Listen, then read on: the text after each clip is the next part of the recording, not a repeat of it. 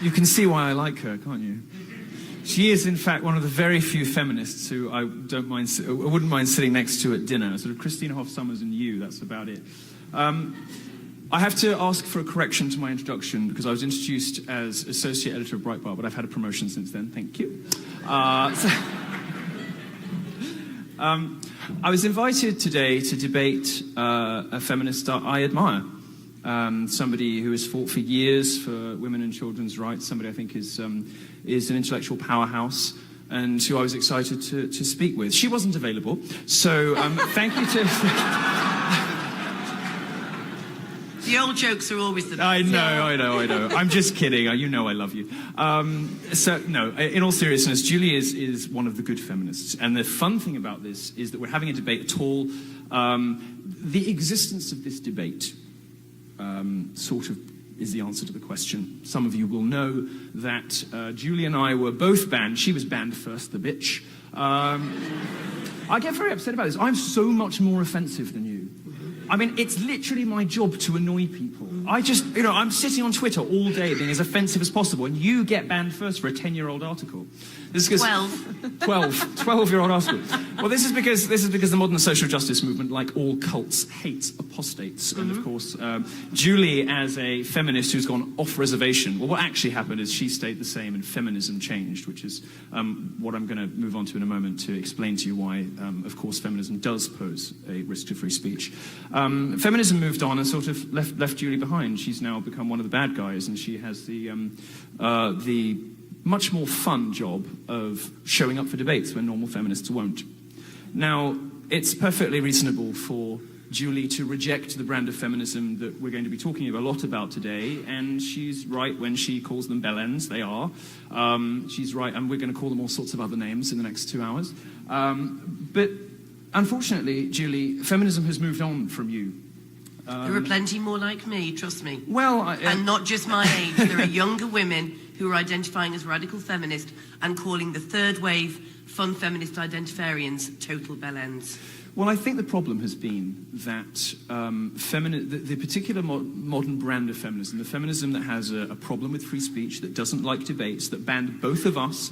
The title of the debate was, does feminism have a problem with free speech? And they banned both sides of the debate. They don't even want the discussion to be had. It's not even like ban the bad guy, which was her, somehow. It was ban both of you. And then, of course, the great organisers here, Dion and Hunter and others, stepped in and said, well, if they won't have it, we'll have you. Look, there's a particular brand of feminism which holds almost total sway in the media and in gender studies and women's studies departments. There are honourable exceptions. But by and large, I don't expect you to comment on any of your colleagues, but a lot of your colleagues are off-the-wall mental.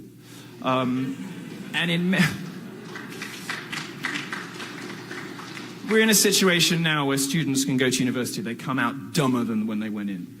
They are infantilized by safe space and trigger warning culture. The idea that interrogating a new idea, coming into contact with a school of thought or a person that doesn't conform to your prejudices is somehow problematic, that it gives rise to trauma. This evening, there is a safe space at Michigan University to protect the safety and emotional well-being of students from this dangerous faggot and a lesbian with the wrong opinions. That is insane.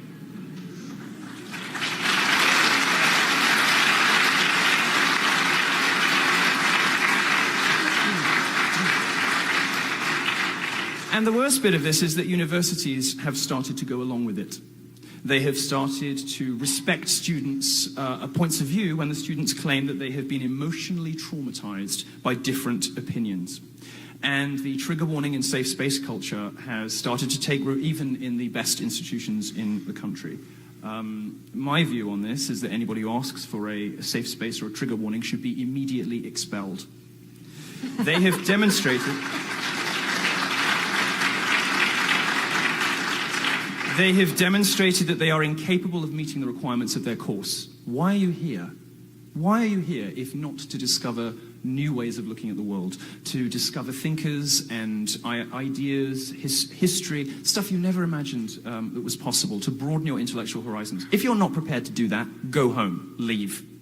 Don't be here. Now, it's all very well for Julie to say that, her brand of feminism, and she is right that her brand of feminism is in the majority among ordinary women, is not a threat to free speech. Unfortunately, her brand of feminism is out of fashion, and as a gay man, I can tell you all about fashion and everything.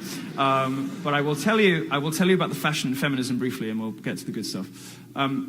Today's feminists, and they don't include Julie because they don't like Julie very much.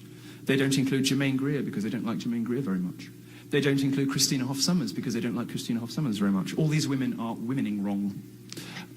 They don't like any of these people. What they like is a weird, distorted view of the world that cares more about your orientation and your gender than what is in your head. They care more about what you are than what you say. That is profoundly wrong, and it gives rise to some statements from feminists, whether it's masculinity so fragile, kill all white men, I bathe in male tears. And you can occasionally hear rhetoric like that from Julie's generation of feminists, but by and large they've got more of a sense of humor about it, so I don't mind so much. You get the sense with the third wavers that they sort of mean this stuff. And very often, when you hear the rhetoric coming out of whether it's Vox or Gawker or BuzzFeed or Mike or university departments or even in some cases the entertainment industry, we're really left in no doubt that feminism is, as Christina Hoff Sommers says, a sort of female chauvinism. And it's a kind of female chauvinism that knows it can get away with anything. It can get away with lying about men. It can get away with calling men names. It can get away with telling lies about the wage gap, lies about campus rape culture. You're going to hear in this debate a lot of stuff, and we're going to disagree on a lot. And Julie is not a free speech fundamentalist in the way that I am. But one thing that we are united on, I think, is that this particular modern brand of feminism is cancer, in the immortal words of Milo Yiannopoulos. And it's a sort of, it has metastasized on campuses because it has been left unchecked. It has metastasized because nobody ever sat these kids down and said, no, what you're doing is hateful and bigoted and fundamentally sexist.